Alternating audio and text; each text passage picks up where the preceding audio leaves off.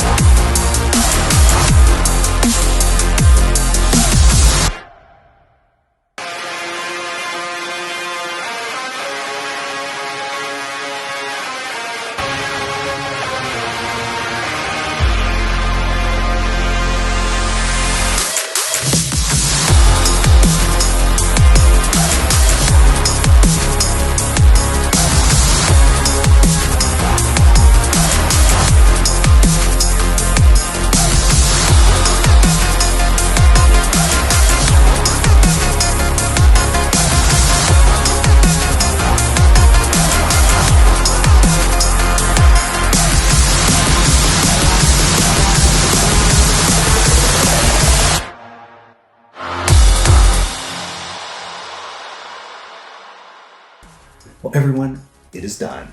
Wrapsnap, our Wrapsnap, is painted and he looks awesome. I love the brown to green gradient, the pumpkin head, the orange, and the top, the green stem. It really comes together, really brings this character to life. I couldn't be happier, really. So what do we do next?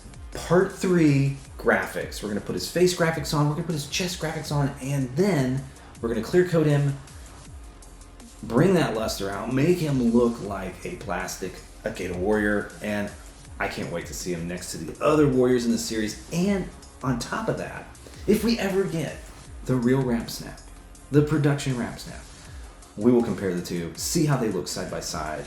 I'm kind of curious about that too. But until then, we have a Wrapsnap, and it's really sweet. Yes, but let us know what you think. Comment below, and until then, we'll catch you on the next one.